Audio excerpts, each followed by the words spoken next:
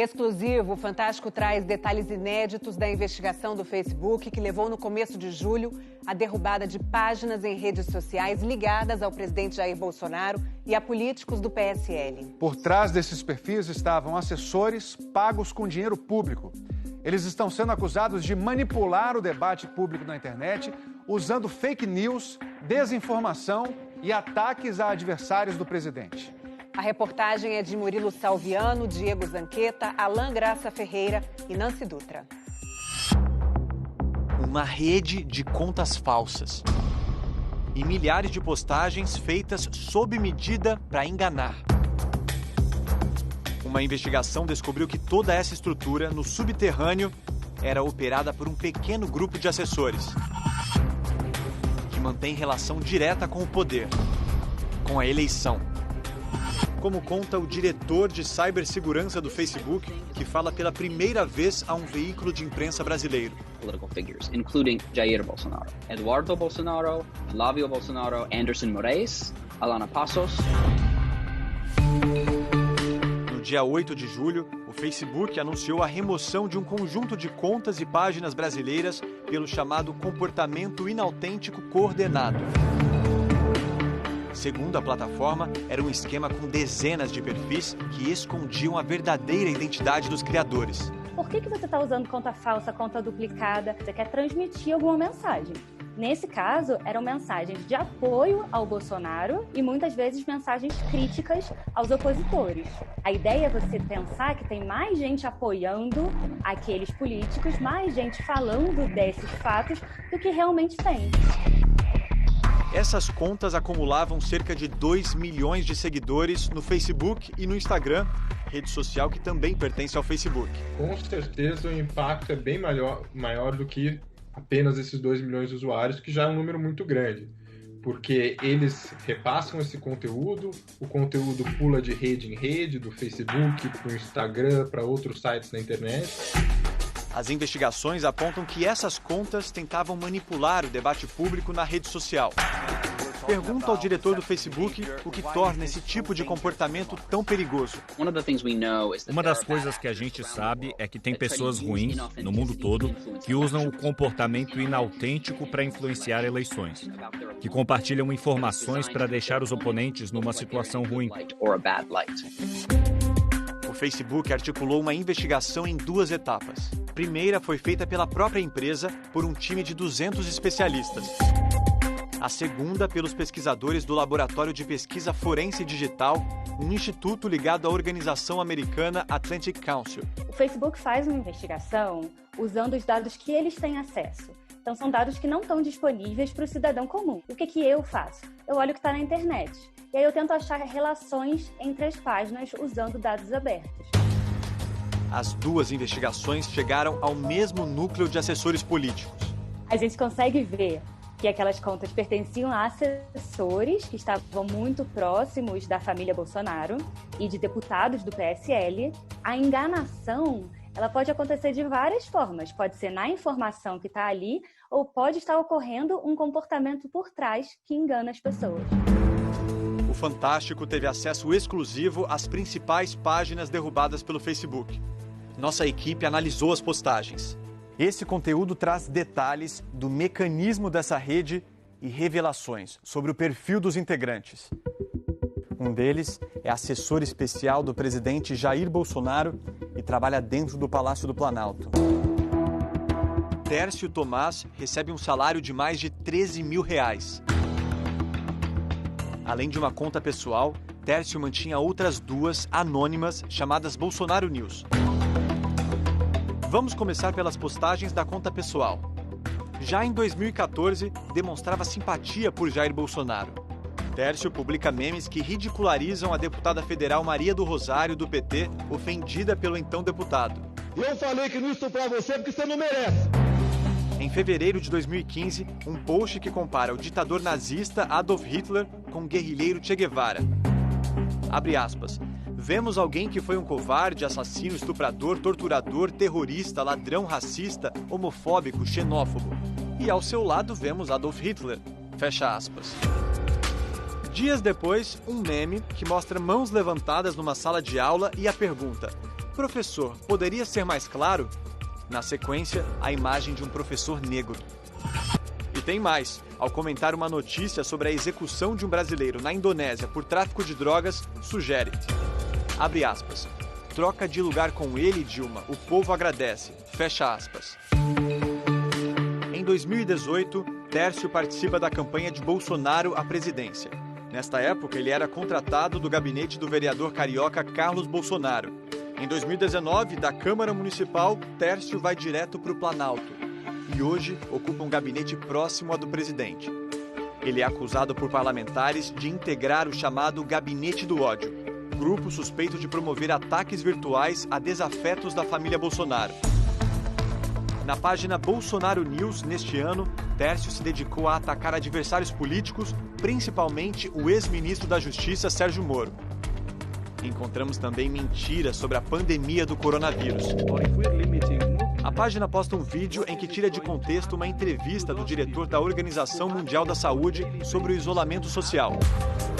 No mesmo dia, Bolsonaro compartilha o mesmo vídeo dizendo que a OMS defendia a reabertura das cidades. No dia seguinte, é desmentido pelo diretor da OMS. Essa é apenas uma das informações falsas que circularam sobre o distanciamento social desde o início da pandemia. Teve várias outras, inclusive ancoradas em dados falsos, mentirosos, inventados. Neste post, mentira sobre o governador e o prefeito de São Paulo. João Dória e Bruno Covas mandam abrir covas para a imprensa fotografar. A investigação também apontou que a rede de contas falsas era operada por 2 assessores ligados ao deputado federal Eduardo Bolsonaro. Um deles, Eduardo Guimarães, que já tinha sido descoberto na CPI das fake news por ter usado um computador da Câmara dos Deputados para criar a conta de ataques virtuais Bolsofeios. O outro assessor é Paulo Eduardo Lopes, ou Paulo Chuchu, como ele se apresenta. Ele é policial civil e gosta de se exibir com armas. Trabalhou no gabinete de Eduardo Bolsonaro até junho, recebendo R$15 mil. Ele teve pelo menos 6 contas derrubadas. 4 delas fingiam ser redações jornalísticas, como a The Brazilian Post ABC e Notícias de São Bernardo do Campo. É o que aponta o Facebook. Eles fingiam ser repórteres para dar a impressão de que aquele conteúdo postado tinha credibilidade. Na conta pessoal, o Paulo Chuchu fazia questão de demonstrar proximidade com a família Bolsonaro.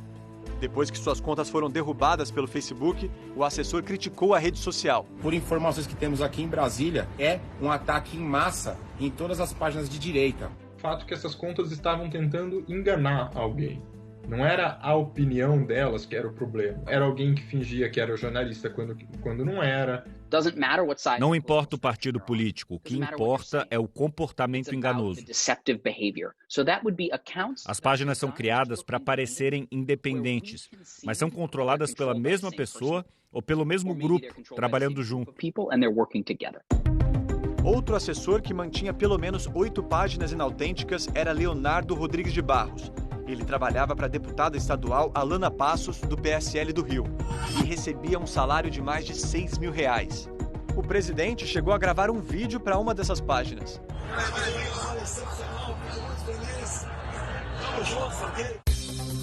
Na Bolsonéias, encontramos mais desinformação sobre a pandemia, culpando governadores e dizendo que a cloroquina cura a Covid-19. Tinha também ataques a adversários políticos e chamava Sérgio Moro de fofoqueiro depois que o ex-ministro pediu demissão, acusando Bolsonaro de interferir na Polícia Federal. Encontramos publicação da Bolsonéias compartilhada simultaneamente na página do site Jogo Político, que também foi criado por Leonardo. A página é apresentada como um jornal digital independente. As contas do Jogo Político no Facebook e no Instagram foram tiradas do ar. Leonardo insistia para que os seguidores o acompanhassem em novas páginas. Ele diz: peço para curtirem nossa página reserva. Hoje, Leonardo tem uma página ativa no Facebook onde compartilha o mesmo tipo de conteúdo. Neste vídeo, lamenta a derrubada dos perfis antigos, colocou até uma música triste de fundo. E em alguns segundos, cerca de 1,5 milhão de pessoas foram tiradas das minhas redes sociais. Para que servem essas páginas reservas que eles criam? Engajamento gera mais engajamento. Se algo é compartilhado por um número grande de contas, ele parece um assunto popular e a rede social vai dar mais atenção a esse tipo de conteúdo, mostrando para mais gente. Postagens feitas pelo Leonardo eram compartilhadas pela namorada dele, Vanessa Navarro, assessora do deputado Anderson Moraes, do PSL do Rio. Pelo menos 7 páginas ligadas a Vanessa foram derrubadas. Os nomes eram bem parecidos, com pequenas variações, apesar de pertencerem à mesma pessoa. Uma prova, segundo o Facebook, do comportamento enganoso. Olá, Vanessa Navarro. Muito obrigado pelo apoio que você nos dá. Vanessa aparece em fotos em manifestações contra o Supremo Tribunal Federal. Compartilha conteúdo chamando o STF de escritório do crime. Reposta publicações do falso site jornalístico do namorado, O Jogo Político. Esse histórico de postagens a que tivemos acesso exclusivo são peças fundamentais para entender como as redes sociais foram operadas na eleição de 2018. Veja este ataque da página Bolsonaro News, comandada pelo assessor do presidente Jair Bolsonaro, Tércio Tomás. Durante a campanha, diz que a candidata Marina Silva defendia a legalização do aborto, o que é mentira. Contra Fernando Haddad, do PT, são várias postagens que misturam críticas e fake news, como esta, que vincula o candidato ao suposto kit gay. Kit gay foi uma invenção, na verdade, né? Essa questão do kit gay permeou boa parte do processo eleitoral, havia várias mensagens com algumas variações sobre isso. E batizaram de kit gay, na verdade, era um projeto chamado Escola Sem Homofobia, que tinha um material voltado à formação de educadores, ou seja, não a de crianças de 6 anos, como diziam essas mensagens falsas. What I can say here is that o que eu posso dizer é que o comportamento enganoso dessas páginas removidas começou em 2018, mas a maioria das postagens são do fim de 2019 e começo de 2020. A gente tem que ser cuidadoso. Nós encontramos conexões de assessores dos gabinetes de figuras políticas importantes, incluindo Anderson Moraes, Alana Passos, Eduardo Bolsonaro, Flávio Bolsonaro e Jair Bolsonaro. Mas não podemos afirmar que esses políticos estejam envolvidos. Só podemos falar daquilo que temos provas. A investigação também aponta que funcionários ligados ao senador Flávio Bolsonaro, do Republicanos, participaram do esquema, mas não traz detalhes. Nós temos evidências técnicas claras que demonstram a conexão entre essas contas que nós derrubamos. Detalhes da investigação dessa rede brasileira vão ser encaminhados à Polícia Federal. A decisão foi tomada pelo ministro Alexandre de Moraes, do STF, nos inquéritos que apuram a disseminação de fake news e o financiamento de atos antidemocráticos. Não posso falar muito do que compartilhamos com as autoridades. O que eu posso dizer é que obedecemos às solicitações legais de aplicação da lei e compartilhamos informações das páginas quando solicitadas.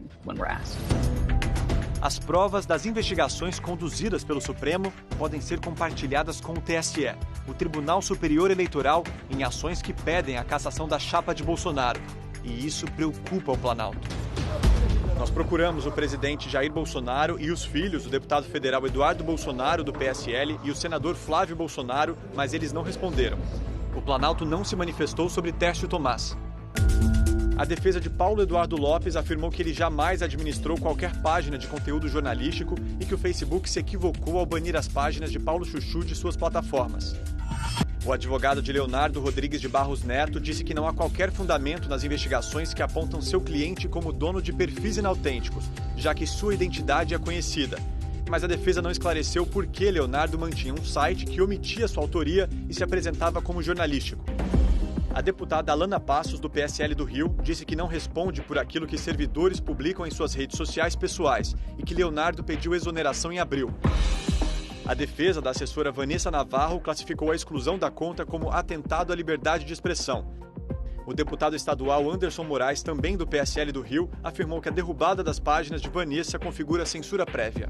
Além dos assessores que foram bloqueados espontaneamente pelo Facebook no mês passado, um grupo de empresários e blogueiros ligados a Jair Bolsonaro também foi banido da rede social, mas este por determinação do ministro Alexandre de Moraes, do STF. A ordem é para que estes perfis fiquem bloqueados não só no Brasil, mas no mundo todo. O Facebook disse ontem que cumpriu a decisão, mas que vai recorrer. Em nota, afirma que a ordem é extrema e representa riscos à liberdade de expressão fora da jurisdição brasileira. O ministro Alexandre de Moraes aponta que os perfis deste grupo eram usados para postagens ilícitas, com calúnias, ameaças e ofensas. Essa decisão também envolve as contas dos acusados no Twitter. A empresa cumpriu a decisão, mas disse que vai recorrer. Em vários países, as plataformas vivem um momento de pressão. O Facebook tem sido cada vez mais cobrado a combater os discursos de ódio na rede social. Desde o mês passado, centenas de empresas suspenderam anúncios na plataforma para exigir uma ação mais firme da empresa. Mas como combater e punir quem cria redes inautênticas na internet? É o que mobiliza agora o Congresso Nacional dentro da discussão de um projeto de lei que é conhecido como PL das Fake News, mas que trata de muito mais do que isso. É sempre bom lembrar que desinformar e desinformar em larga escala custa caro. Então o PL precisa trabalhar com métodos de investigação que possam fazer com que autoridades cheguem à raiz do problema, ou seja, quem coloca dinheiro, e muito dinheiro, para campanhas de desinformação. Outro ponto discutido no projeto de lei é a transparência das redes sociais. É, por exemplo, exigir que as plataformas soltem relatórios detalhados sobre as remoções de conteúdo. O maior problema que existe em você regular a desinformação pelo conteúdo e não pelo comportamento é colocar a plataforma como um árbitro do que é verdade ou não. O Congresso tem um desafio importante nas mãos: criar uma lei que traga transparência ao ambiente virtual que já domina as nossas vidas. Se de repente a gente não sabe com quem a gente está interagindo, acaba sendo um espaço para a gente se contaminar. Um espaço de antagonismo, de briga, de desinformação, né, de confusão. Liberdade, mas com responsabilidade.